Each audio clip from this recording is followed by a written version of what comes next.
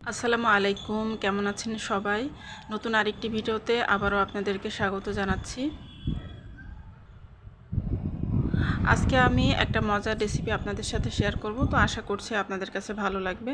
তো মাছের ডিমের একটা রেসিপি। তো মাছের ডিম আমি এখানে নিয়ে নিয়েছি। তো বেশ কিছুটা পরিমাণে মাছের ডিম নিয়ে নিয়েছি। তো এটা হচ্ছে রুই মাছের ডিম। তো মাছের ডিমগুলো আমি এখন হাতের সাহায্যে খুব ভালোভাবে চটকে নিচ্ছি। তো এভাবে চটকে তারপরে ডিমের ভেতরে যে আঁশগুলো থাকে, তো সেই আঁশগুলো আমি ফেলে দেব। তো এই যে দেখতে পাচ্ছেন যে মাছের ডিমগুলো ভালোভাবে আমি চটকে নিয়েছি, নিয়ে তারপরে এই যে আঁশগুলো বের হয়েছে, তো আঁশগুলো আমি ফেলে দেব। তো এখন আমি ডিমটাকে বসিয়ে দেব। তো আমি কড়াইতে সরিষার তেল দিয়ে দিলাম পরিমাণ মতো। তারপরে তেলটা গরম হয়ে গেলে আমি রসুনের কুচি দিয়ে দিচ্ছি, কয়েকটা রসুনের কোয়া। আর তারপরে আমি পেঁয়াজ কুচি দিয়ে দিচ্ছি। আর মাছের ডিমের রেসিপিতে রসুনের পরিমাণটা একটু বেশি দিলে খেতে ভালো লাগে। তো এখন আমি কাঁচামরিচ ফালি দিয়ে দিলাম বেশ কয়টা। তারপরে আমি সব কিছু একটু খুন্তির সাহায্যে একটু নাড়াচাড়া করে হালকা করে ভেজে নেব। মাছের ডিমের আসলে অনেক ধরনের রেসিপি হয়, তো আমিও এক এক সময় এক একভাবেই রান্না করে থাকি। তো আজকে আমি এভাবে রান্না করব, মাছের ডিমের টক রান্না করব। তো এখন এই তো পেঁয়াজ রসুনগুলো হালকা লালচে হয়ে এসেছে, তো আমি একটু সামান্য পানি দিয়ে দিচ্ছি। পানি দিয়ে তারপরে আমি এখন অন্যান্য মশলাগুলো দিয়ে দেব। তো এখানে আমি রসুন বাটা দিয়ে দিলাম একটু বেশি করে, আর তারপরে আদা বাটা দিলাম একটু কম। তো আদা রসুন আমি এখন নাড়াচাড়া করে দিচ্ছি। তো এর মধ্যে তারপরে আমি গুঁড়া মশলাগুলো দিয়ে দেব। তো আমি এখন প্রথমে লবণ দিয়ে দিলাম।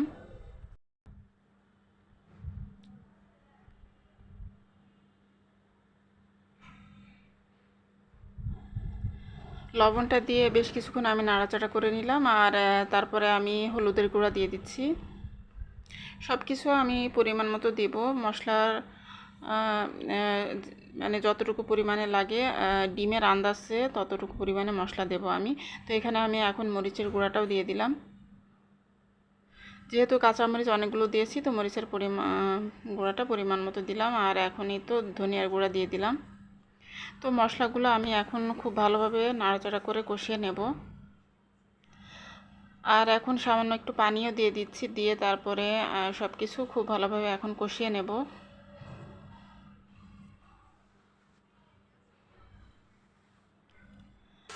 তো মশলাটা আমার কষানো হয়ে গেছে। আর এখন এ পর্যায়ে আমি চটকে রাখা মাছের ডিমগুলো দিয়ে দিচ্ছি। মাছের ডিমগুলো দিয়ে তারপরে এখন আমি নাড়াচাড়া করে খুব ভালোভাবে মিশিয়ে নেব মশলার সাথে। তো এভাবে করে বেশ কিছুক্ষণ ধরে আমি নাড়াচাড়া করব। নাড়াচাড়া করে তারপরে আমি কষিয়ে নেব।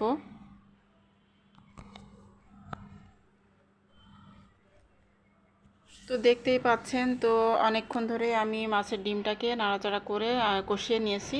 আর একদম শুকনো শুকনো হয়ে এসেছে। তো আমি আরও কিছুক্ষণ নাড়াচাড়া করে এ পর্যায়ে ঝোলের পানিটা দিয়ে দেব।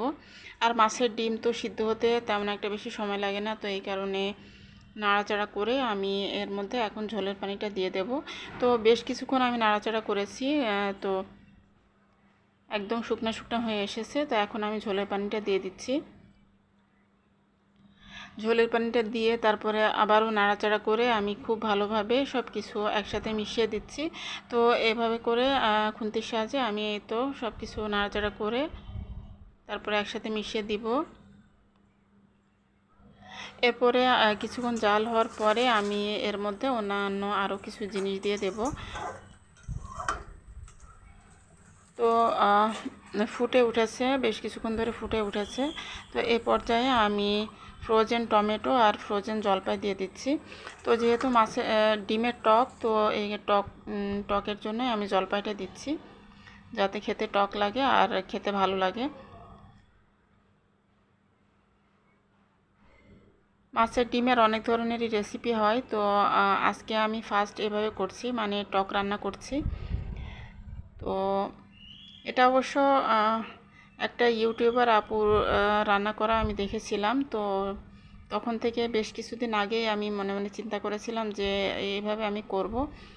তো তখন করা হয়নি, তো আজকে ভাবলাম যে এভাবে করে দেখি, কারণ মাছের ডিম অনেকটাই রয়েছে, তো সেজন্যই আজকে এভাবে করে দেখছি। তো কেমন হয়েছিল সেটা আমি পরে বলছি। আর তারপরে আমি কিছু আস্ত কাঁচামরিচ দিয়ে দিয়েছি, তারপরে আমি আদা রসুন মানে জিরা সরিষা বাটা দিয়ে দিয়েছি একটু। তো দিয়ে তারপরে নাড়াচাড়া করে এখন আমি ঢাকনা দিয়ে ঢেকে রেখে দেব। আর ডিমগুলো খুব ভালোভাবে যখন সিদ্ধ হয়ে যাবে তখন আর একটু মাখা মাখা ঝোল থাকা অবস্থাতেই আমি নামিয়ে ফেলবো।